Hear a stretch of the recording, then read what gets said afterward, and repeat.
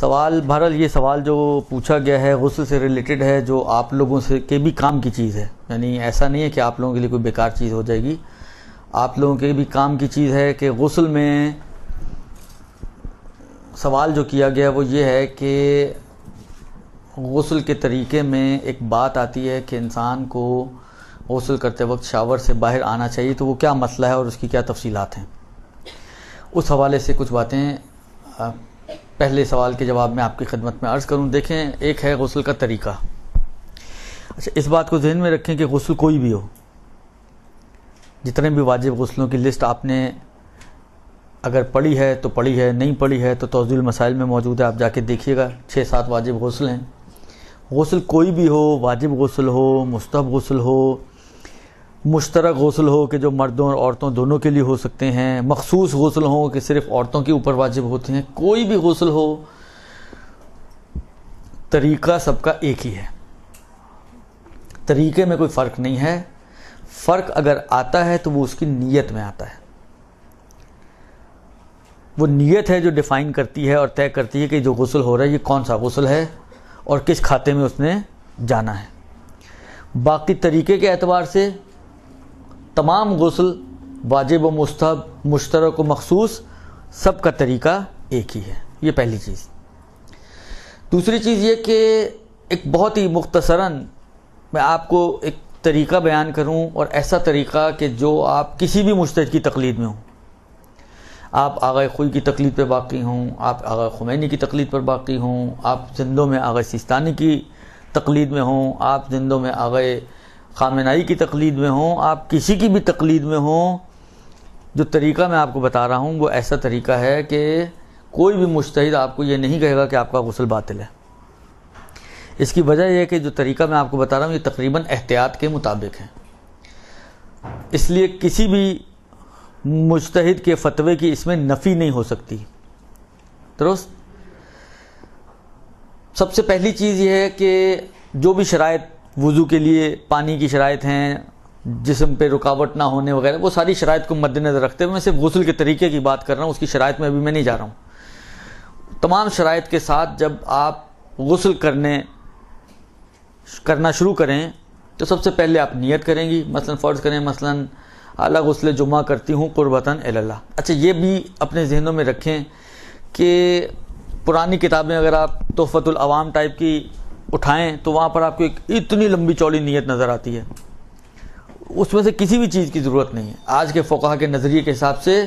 وہ جو 5 منٹ کی نیت ہے وہ 5 سیکنڈ میں ہو سکتی ہے، تو اتنی لمبی چوڑی اس میں چیزوں کو مینشن کرنے کی کہ مبیح ہونے صلاۃ اور واجب اور مستحب اور نمیتنم کیا اور کیا اور کیا، اس کی ضرورت سمپلی آپ چاہے غسل آپ کا واجب ہو چاہے غسل آپ کا مستحب ہو، درست، آپ قربتاً اللہ کی نیت کریں، نہ یہ مینشن کرنے کی ضرورت ہے واجب، نہ یہ مینشن کرنے کی ضرورت ہے مستحب۔ اس حد تک آپ کا کام آٹو پہ چلے گا، یعنی جو غسل وہ ہوگا آٹومیٹکلی اسی کھانچے میں جا کے بیٹھے گا وہ، درست۔ مطلب فرض کریں غسل جمعہ ہے تو معلوم ہے مستحب غسل ہے، تو جب آپ کو معلوم ہے تو اللہ کو تو بتا رہی کہ اللہ معلوم ہے نا، تو آپ اللہ کو کیا بتا رہی ہیں کہ جی میں مستحب غسل کر رہی ہوں، اس کو پہلے سے ہی پتہ کہ آپ جمعے کے دن جمعے کے غسل کی جب نیت کر رہی ہیں میں جمعے کا غسل کرتی ہوں، تو اللہ کو پتہ ہے میں نے تو واجب کیا ہی نہیں ہے ہی مستحب غسل، تو بتانے کی بھی ضرورت نہیں ہے۔ یا مثلا فرض کریں غسل حیض ہے یا غسل جنابت ہیں جو واجب غسل ہیں، تو ویسے ہی واجب ہے نا، یہ مستحب نہیں ہوتے ہیں، تو معلوم ہے اللہ کو بھی معلوم ہے کہ یہ واجب ہی ہیں۔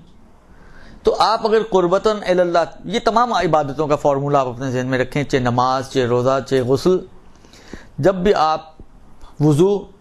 خالی قربتاً اللہ کی نیت سے کرتی ہیں تو یہ ایک ایسی نیت ہے کہ جو چل جاتی ہے اور واجب اور مستحب کو مینشن کرنے کی اس میں ضرورت نہیں پڑتی ہے۔ غسل جنابت کرتی ہوں قربتاً اللہ، غسل حیض کرتی ہوں قربتاً اللہ، غسل جمعہ کرتی ہوں قربتاً اللہ، غسل مسح میت کرتی ہوں قربتاً اللہ، خالی قربتاً اللہ کی نیت کر لیں تو وہ آپ کی نیت بھی صحیح ہے، غسل بھی آپ کا بالکل اس نیت کے ساتھ صحیح واقع ہوگا۔ یہ تو پہلی چیز ہو گئی، نیت کریں گے آپ۔ نیت کرنے کے بعد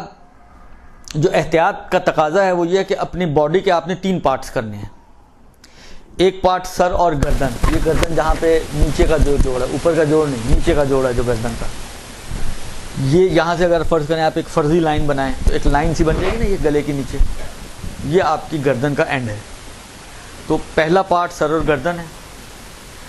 دوسرا پارٹ رائٹ شولڈر سے لے کر نیچے پیر کے سرے تک پورا ہاف, سینٹر میں یہ درمیان کا جو حصہ ہے ایک لائن آپ کھینچ لیں تو یہ پورا ہاف آپ کا بن جائے گا جسم کا. اسی طریقے سے دوسری لیفٹ ہینڈ شانے سے لے کر پاؤں کے سرے تک یہ پورا ایک آپ کا لیفٹ حصہ ہو جائے گا. آگے اور پیچھے کا ملا کے, جب آپ رائٹ دھو رہے ہیں تو آگے اور پیچھے رائٹ دونوں, رائٹ دھوتے وقت اور لیفٹ دھوتے وقت آگے اور پیچھے لیفٹ دونوں, لیفٹ دھوتے وقت. یہ 3 حصے ہو گئے. یہ تو روشن ہے. جو میں ایک نقطہ آپ کی خدمت میں عرض کرنا چاہ رہا ہوں, 2 نقطے یہاں پر اہم ہیں. ایک نقطہ یہ ہے کہ دیکھیں, یہ یاد رکھیں ہمیشہ کہ جب بھی کوئی باؤنڈری والی چیز ہو, جہاں پہ شریعت نے کوئی باؤنڈریز کھینچی یہاں تک, تو اس میں یہ یقین حاصل کرنے کے لیے کہ یہ باؤنڈری پوری کور ہو گئی, یہ ڈاٹ لائنز بھی باؤنڈری کی کور ہو گئی ہیں, احتیاط یہ ہوتی ہے کہ تھوڑا سا اس کو اضافی اور زیادہ دھوئیں, زیادہ کور کریں. مثلا حجاب, سب نے حجاب کیا ہو نا آپ نے, مثلا یہ بال اگنے سے لے کے یہ تھوڑی کے کارنر تک, اس میں آ گئی نا لائن, آ گئی سائڈیں ہیں. مثلا وضو میں یہ لائن آتی ہے بال اگنے سے لے کے تھوڑی کے کونے تک, اور جو 2 انگلیوں کے درمیان میں آ جائے, ایک چاروں طرف کی ایک باؤنڈری آ گئی. تو یہ باؤنڈری لائن, مطلب یہ نقطہ جو ہے باؤنڈری کا پورا ایک ایک ڈاٹ, کیونکہ آپ کو پتہ ہے وضو میں اور غسل میں ایک نقطہ بھی آپ کا خشک رہ گیا تو آپ کا وضو اور غسل باطل ہو سکتا ہے. لہذا وہ ڈاٹ لائن کور ہو گئی ہے, اس کو یقین حاصل کرنے کے لیے تھوڑا سا آپ زیادہ دھو لیں. زیادہ دھونے میں تو کوئی ممنوعیت نہیں ہے. مثلا فرض کریں, اب اس کی ڈاٹ لائن کہاں سے نکالوں میں, یہ ہے مثلا فرض کریں یہ لائن ہے نا, فرض کریں آپ کو یہاں سے لے کے یہاں تک دھونا ہے, اس لائن تک. یہ اس لائن کے ایک ایک ڈاٹ کور ہوا ہے یا نہیں ہوا, صرف آپ یہیں تک دھونے کی کوشش کریں تو بہت امکان ہے اس بات کا کہ کہیں کے کچھ ڈاٹس رہ جائیں. لیکن اگر آپ اس کو یہاں کی بجائے اوپر تک لے آئیں, یہاں تک دھو لیں, تو پھر آپ کو کوئی شک پیدا ہو سکتا ہے کہ کوئی حصہ نہ دھلا ہو. پھر ڈیم کنفرم ہے, آپ کو یقین ہے کہ یہ جب جہاں تک دھونا تھا میں نے تو اسے زیادہ ہی دھویا ہے, تو اس کا ایک ایک نقطہ اس میں کور ہو گیا ہے. یہ جتنی بھی باؤنڈری والی چیزیں اس میں یہ احتیاط مطلوب ہوتی ہے. بعض جگہ پہ بعض فقہا تو وجوب کے بھی قائل ہیں, درست, کہ اگر اس کے بغیر انسان کو یقین حاصل نہیں ہو سکتا تو ضروری ہے کہ یہ احتیاط کرے تاکہ اس کو یقین حاصل ہو جائے, درست. اب یہ جو باؤنڈری ہم نے یہاں پہ کھینچی, یہ مسئلہ یہاں پہ بھی اپلیکیبل ہے. جب آپ اپنے ہاف لے کر آتے ہیں تو یہ مسئلہ اس ہاف پہ بھی اپلیکیبل ہے کہ جب آپ رائٹ ہاف دھو رہے ہیں تو آیا یہ جو درمیان کی لائن ہے, سینٹر لائن ہماری, وہ پوری کور ہوئی ہے یا نہیں ہوئی ہے, یہ یقین حاصل کرنے کے لیے تھوڑا سا ادھر سے زیادہ کر لیں. جب تھوڑا زیادہ دھوئیں گے تو آٹومیٹکلی آپ کو یقین ہو جائے گا. یہی صورتحال گردن اور جسم کی اور پارٹ ٹو پارٹ اجزاء کی بن جائے گی. لہذا جب سر اور گردن دھو رہے ہیں تو تھوڑا نیچے لے جائیں. اچھا, جب باڈی کو آپ دھونے لگیں تو باڈی کی بھی سٹارٹنگ, یہاں اگر گردن کی اینڈنگ ہے تو نیچے سے باڈی کی سٹارٹنگ بھی ہے. باڈی کی طرف سے اگر آپ آئیں تو آپ کو پورے باڈی کے حصے کور ہوئے ہیں نہیں ہوئے, تو تھوڑا سا آپ زیادہ گردن کو شامل کر لیں. جب آپ تھوڑی سی گردن بھی آپ نے دھو لی تو یقین ہو جائے گا یا نہیں ہو جائے گا کہ آپ نے جتنا دھونا مطلوب تھا, جتنا خدا نے مانگا تھا, میں نے اس سے 2 روپے زیادہ ہی دیے, درست. لہذا انسان کو یقین حاصل ہو جائے. تو پہلا نقطہ یہ ہے کہ جو بھی جہاں پہ بھی پارٹیشنز بن رہی ہیں, سر اور گردن کی اوپر سے نیچے آئیں تو سر اور گردن کی پارٹیشن, پھر جب باڈی کو آپ دھونے لگیں تو باڈی اینڈ گردن کی یہ پھر پارٹیشن اس سائڈ سے بھی آپ کاؤنٹ کریں. پھر رائٹ اور لیفٹ کی پارٹیشن, رائٹ دھوتے وقت تھوڑا سا لیفٹ کا, لیفٹ دھوتے وقت تھوڑا سا رائٹ کا حصہ اپنے دھونے میں شامل کر لیں. تو یہ آپ کا کیا کہتے ہیں غسل جو ہے وہ احتیاط کے مطابق ہو جائے گا. یہ تو ایک مسئلہ ہے, ممکن ہے شاید یہاں تک آپ لوگوں کے لیے بہت الجھن بھی نہ ہو اور کلیئر ہو. لیکن ایک جو دوسرا نقطہ ہے جو اہم ہے وہ یہ ہے کہ فقہا دیکھیں 3 حصوں میں دھونا ہے. فقہا یہ کہتے ہیں کہ اکثر کی احتیاط واجب ہے اس میں، حتیٰ غسل استانی کی بھی احتیاط واجب ہے کہ جب آپ سر اور گردن، دیکھیں دو طریقے ہو سکتے ہیں نا، شاور کھلا ہوا ہے، اگر آپ ٹب اور اس سے نہا رہی ہیں بالٹی والٹی سے اور مگے سے تو اتنی مشکل نہیں ہے، پھر تو وہ ہو جاتا ہے، اس میں یہ مسئلہ اتنا نہیں آتا۔ یہ مسئلہ اس وقت آتا ہے کہ جب آپ متصل پانی سے نہا رہی ہوں، شاور ہے یا پائپ ہے، درست؟ اس میں کیا وجہ شاور سے پانی آ رہا ہے، آپ نے پہلے سر اور گردن دھویا اپنا، اب آپ کو رائٹ سائڈ دھونی ہے سر اور گردن دھونے کے بعد۔ تو نارملی ایک غلطی جو ہم لوگ کرتے ہیں وہ یہ کرتے ہیں کہ پانی کے اندر ہی ہم رائٹ سائڈ کو دھونا شروع کر دیتے ہیں، رائٹ سے فارغ ہوئے تو پانی کے اندر ہی رہتے ہوئے ہم لیفٹ سائڈ کو دھونا شروع کر دیتے ہیں۔ اس کو فقہا نے صحیح نہیں مانا ہے اور فرماتے ہیں کہ احتیاط واجب کی بنا پر اس طرح سے کیا جانے والا غسل باطل ہے، درست؟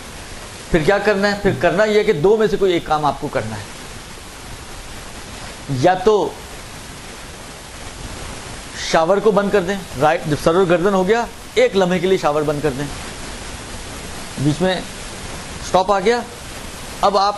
سیدھے ہاتھ دھونے کی نیت سے شاور کھولیں، رائٹ سائڈ دھل گئی پھر شاور بند کر دیں، پھر لیفٹ سائڈ دھونے کی نیت سے اب شاور کھولیں۔ تو ایک طریقہ تو یہ ہے کہ 3 مرتبہ بنانے کے لیے کہ 3 مرتبہ دھلا ہے، کیونکہ کنٹینیوس رہتے تو وہ 3 مرتبہ نہیں بنتا، 3 مرتبہ کسی بھی چیز کو، مثلا ایک رسی ہے لمبی سی، آپ چاہتی ہیں یہ رسی 3 رسیاں ہو جائیں، تو کیا کرنا پڑے گا آپ کو؟ آپ صرف سوچ لیں جی یہ یہاں سے یہاں تک 1 ہو گئی، یہاں سے یہاں تک 2 ہو گئی، یہاں سے یہاں تک 3 ہو گئی، تو وہ آپ کے سوچنے سے 3 ہو جائیں گی۔ 3 بنانے کے لیے کیا کرنا پڑے گا آپ کو؟ کینچی لگانی پڑے گی آپ کو، جب آپ 3 ٹکڑوں میں کاٹیں گی تو اب آپ کہہ سکتی ہیں 3 ہیں۔ یہ کنٹینیوس پانی میں 3 دھونے نہیں بنتے، جب آپ پانی کے نیچے ہی بیٹھی بس اپنی باڈی کو ہلا جلا کر 3 بنانے کے چکر میں ہیں، تو دیکھیں آپ کی جیسے رسی آپ کی نیت سے 3 نہیں بنتی ہے، اسی طرح وہ پانی بھی آپ کی نیت سے 3 ٹکڑوں میں نہیں چینج ہو رہا، وہ ایک کنٹینیوس پانی ہے جو آپ کی باڈی پر بہہ رہا ہے۔ تو 3 بنانے کے لیے اس کو کاٹنا پڑے گا، تو ایک کاٹنے کا طریقہ یہ کہ شاور بند کر دیں، دوسرا کاٹنے کا طریقہ یہ کہ پانی چل رہا ہے آپ خود باہر آ جائیں، یہ بھی کٹ جائے گا نا، پانی بہہ رہا ہے، سر اور گردن دھویا، آپ نے 1 قدم پیچھے آ گئی، اب آپ کے اور پانی کے درمیان ڈسٹینس آ گیا، پھر آپ سیدھا ہاتھ دھونے کی نیت سے واپس پانی میں چلی جائیں، سیدھا ہاتھ دھونے کے بعد پھر باہر آ جائیں، پھر الٹا ہاتھ دھونے کی نیت سے جائیں تو الٹے ہاتھ کے بعد ویسے ہی وہ ختم ہو جائے گا، پھر باہر آئیں یا نہ آئیں وہ آپ کی مرضی ہے، درست؟ یہ ایک مسئلہ ہے جو بڑا پریشان کرتا ہے۔ چلیں جی آج کے بعد سے تو ہم یہ کر لیں گے احتیاط، لیکن جو پچھلی نمازیں ان کا کیا ہوگا؟ کیونکہ آغا سیستانی، آغا خوئی، کافی آغیون کے جو ہے وہ احتیاط واجب ہے کہ احتیاط واجب کی بنا پر یہ غسل باطل ہے۔ جب غسل باطل تو نماز کیسے صحیح ہو سکتی ہے؟ اس کا صرف ایک واحد حل ہے، وہ یہ کہ آغا زنجانی اجازت دیتے ہیں پچھلی عبادتوں کے لیے آپ یہ قصد کر لیں کہ پچھلے غسل میں آغا زنجانی کے کھاتے میں ڈالتی ہوں، درست؟ کیونکہ احتیاط واجب میں ایک رجوع کی نیت ہی تو کرنی ہوتی ہے، احتیاط واجب میں صرف رجوع کی نیت کرنی ہوتی ہے، اس کے علاوہ اور کوئی فزیکل تو کوئی اس میں حرکت نہیں ہے، صرف قصد ہے آپ کا کہ مثلا فرض کریں اگر ابھی بھی یہ کام کر سکتی ہیں، یعنی اگر آپ شاور سے نہ نکلیں کیونکہ احتیاط واجب ہے، آپ کہیں جی میں یہ والا غسل جو کر رہی ہوں اور نکلے بغیر کر رہی ہوں میں آغا زنجانی کی، کیونکہ احتیاط واجب ہے میں آغا زنجانی کی طرف رجوع کر رہی ہوں، اور آغا زنجانی شبیری زنجانی جو قم کے مراجع میں سے ہیں میں ان کی طرف رجوع کرتی ہوں اور آپ کا غسل نکلے بغیر ہی صحیح ہو جائے گا۔ احتیاط واجب میں یہ ایک سہولت ہوتی ہے کہ جس طرح ابھی اور آئندہ کے افعال کے لیے کاموں کے لیے رجوع کر سکتی ہیں، احتیاط واجب میں ریورس رجوع بھی ہو سکتا ہے، یعنی پچھلے عمل اگر آپ نے خلاف احتیاط انجام دیے ہیں اور کسی کی احتیاط واجب ہو تو وہ ان اعمال کو ٹھیک کرنے کے لیے اب اس کی طرف رجوع کر لے جو اجازت دے رہے ہیں، جیسے میں نے کہا پچھلے غسلوں کو ڈال دیں آغا زنجانی کے کھاتے میں تو آپ کے پچھلے غسل بھی ٹھیک ہو جائیں گے، آپ کی نمازوں کی جو قضا جو وہ بھی آپ کی گردن سے بچ جائے گی۔ یہ ایک مسئلہ تھا جس کا مجھ سے پوچھا گیا اور جو میں نے آپ کی خدمت میں عرض کیا۔ رحمتک یا ارحم الراحمین وصلی اللہ علی محمد و الطاهر